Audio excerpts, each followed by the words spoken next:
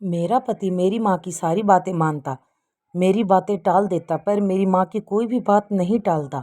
कभी कभी तो मुझे सास और दामाद का ये रिश्ता समझ ही नहीं आता कि आखिर इन दोनों में रिश्ता क्या है। एक दिन मेरा यह शक यकीन में बदल गया। एक दिन मैं अपने एक दोस्त के घर आई थी। मेरी दोस्त का घर मेरे मायके के करीब में था। अपने दोस्त के घर से मैं सीधा अपने मायके पहुंची। घर का दरवाज़ा खुला था, इसलिए मैं सीधा कमरे में चली गई। पर कमरे में जाते ही जो मंजर मैंने अपनी आंखों से देखा, उसे देखते ही मेरे रोंगटे खड़े हो गए, क्योंकि मेरा पति और मेरी माँ एक साथ एक कमरे में। एक बेटी के लिए उसकी माँ सब कुछ होती है, लेकिन मैं अगर अपनी माँ की तरफ देखती तो मुझे उनसे चिढ़ होती, क्योंकि मेरी माँ दिखने में बहुत खूबसूरत थी। मेरी माँ की खूबसूरती के चर्चे हर जगह थे, लेकिन मैं अपनी माँ से बिल्कुल अलग थी, क्योंकि मेरी माँ अगर खिलता गुलाब थी तो मैं उनके आगे मुरझाई हुई कली। सफ़ेद रंग, गुलाबी होठ, छरहरी काया और लंबे लंबे बाल, ये सारी खूबियाँ मेरी माँ की खूबसूरती को चार चांद लगाते थे।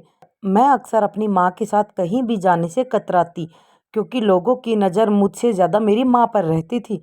और जो भी मुझे देखता एक बार ज़रूर पूछता कि ये किस पर गई है। लोगों का यह सवाल मुझे शर्मिंदा करके रख देता। मेरी शक्ल सूरत अपने बाप जैसी थी। शायद यही मेरा ही कसूर था। मेरी माँ खुद भी अपने साथ मुझे कहीं भी ले जाया नहीं करती थी। शायद उन्हें भी मेरी वजह से शर्मिंदगी का सामना करना पड़ता। मैं धीरे धीरे जवान हो रही थी, पर मेरी माँ तो मुझसे भी ज़्यादा खूबसूरत और जवान होती जा रही थी। अक्सर ही वो हमेशा सजी धजी रहती, घर में ऐसी रहती जैसे किसी फंक्शन में जा रही हो। उन्हें देखकर ऐसा लगता ही नहीं था कि वह एक विधवा औरत है। मुझे अपनी माँ के रंग ढंग कुछ अजीब से लगते थे। मेरे प्रति लोगों के रवैये ने मुझे उम्र से पहले ही बूढ़ा कर दिया था।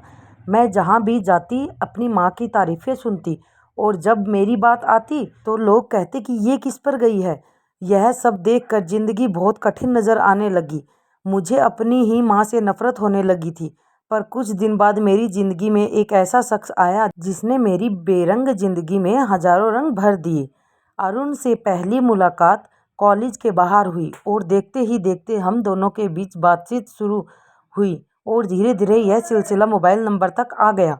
हम दोनों ने एक दूसरे को अपना मोबाइल नंबर दिया। उसके बाद होना ही क्या था, हम दोनों एक दूसरे से बेहद प्यार करने लगे। अरुण मेरी माँ से मिलना चाहता था और हमारे इस रिश्ते को एक नाम देना चाहता था, पर अरुण को अपनी माँ से मिलवाने के नाम से ही मुझे डर लगता था कि कहीं वो भी लोगों की तरह यह न पूछ बैठे कि तुम्हारी माँ इतनी खूबसूरत है तो तुम किस पर गई हो।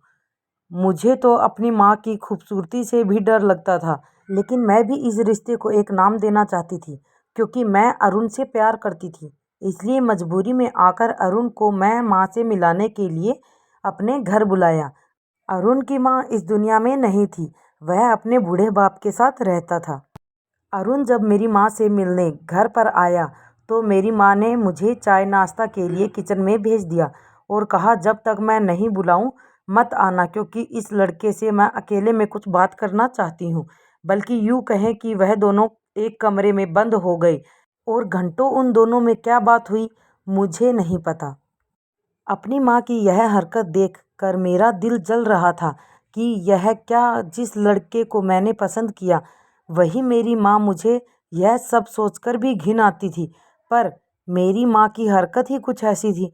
घंटों एक साथ कमरे में बात करने के बाद जब दोनों कमरे से निकले तो मेरी माँ के चेहरे पर बहुत ही दिलकश मुस्कुराहट थी।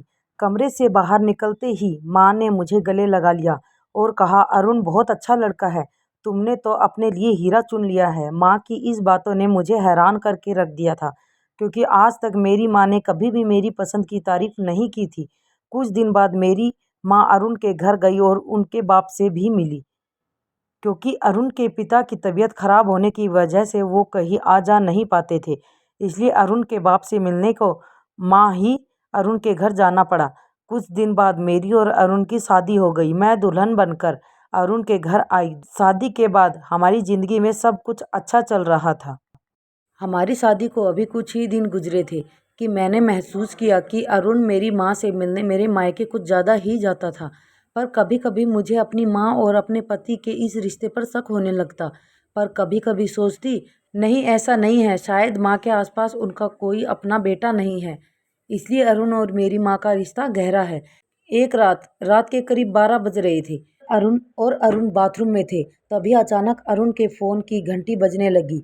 जब मैंने स्क्रीन पर नंबर देखा तो हैरान रह गई, क्योंकि रात के 12 बजे कोई और नहीं बल्कि मेरी माँ ने अरुण के पास फ़ोन किया था। अपनी माँ का नंबर देखकर मैंने फ़ोन रिसीव कर लिया, पर जैसे ही मैंने हेलो कहा, उस तरफ खामोशी छा गई। मैंने फिर माँ से पूछा, आप रात के इस वक्त सब खैरियत तो है? मेरे पूछने पर माँ ने कहा, हाँ सब ठीक है, वैसे ही बस तुम लोगों की याद आ गई थी, इसलिए सोचा कि फ़ोन पर बात कर लेती हूँ। अपनी माँ की यह बातें मुझे कुछ ज़्यादा ही अजीब लगी, क्योंकि माँ ने मुझे चंद 2 बातें कहीं और फ़ोन रख दिया। इतनी देर में अरुण वॉशरूम से आ गए थे और मेरे हाथ में अपना फ़ोन देखकर उनके चेहरे का रंग बदल गया और जल्द से मेरे हाथों से मोबाइल लिया और बैठ गई। पहले माँ का रवैया अजीब लग रहा, अब तो अरुण की भी खामोशी मुझे समझ में नहीं आ रही थी। मैं आंख बंद करके लेटी हुई थी, मुझे नींद नहीं आ रही थी, पर अरुण को लगा कि मैं सो गई हूँ। मेरे सोने को समझकर अरुण ने अपना मोबाइल लिया और बाहर बरामदे में चले गए। अरुण की इतनी रात को इस तरह मोबाइल लेकर कमरे से बाहर निकलना मुझे बड़ा अजीब लगा। अरुण के जाते ही मैं अभी कमरे से बाहर निकली तो देखा अरुण किसी से फ़ोन पे बात कर रहे हैं। अरुण को जैसे ही मेरी आहट पता चली, उन्होंने तुरंत फ़ोन काट दिया। मैंने उनसे पूछा, इतनी रात गए किससे बात कर रहे थे? मेरे सवाल पर उन्होंने कहा, ऑफिस के दोस्त का फ़ोन आया था, कल सुबह जल्दी ऑफिस जाना है, यही बताने के लिए वह फ़ोन किया था। और तुम इतनी रात में मेरी जासूसी करने क्यों आई हो? यही कहते हुए उन्होंने मेरे हाथ को पकड़ा और कमरे में लेकर आ गए। अगली सुबह जब मैं सोकर उठी तो अरुण मुझसे कहने लगे कि जल्दी से नाश्ता बना दो, मुझे ऑफिस के लिए लेट हो रहा है।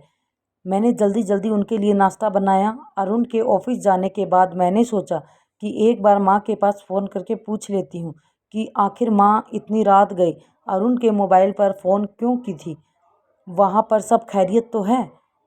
जब मैंने माँ के पास फ़ोन किया तो अचानक मुझे अरुण की आवाज़ सुनाई दी। मैंने इधर उधर नज़र घुमाई तो वो आवाज़ फ़ोन से आ रही थी। अरुण की आवाज़ सुनकर मैंने माँ से पूछा, माँ वहाँ पर अरुण आए हैं क्या? मुझे उनकी आवाज़ सुनाई दी। माँ ने कहा, हाँ बेटा, मैं तुम्हें बताना भूल गई कि अरुण को इधर से कुछ काम था तो वो मुझसे मिलने आ गए थे। इस स्टोरी को पूरा सुनने के लिए मेरे चैनल को सब्सक्राइब करें और यह वीडियो का दूसरा भाग नेक्स्ट वीडियो में आएगा। तो जिसने अभी तक चैनल को सब्सक्राइब नहीं किया, सब्सक्राइब करें, लाइक करें एंड कमेंट करना ना भूलें।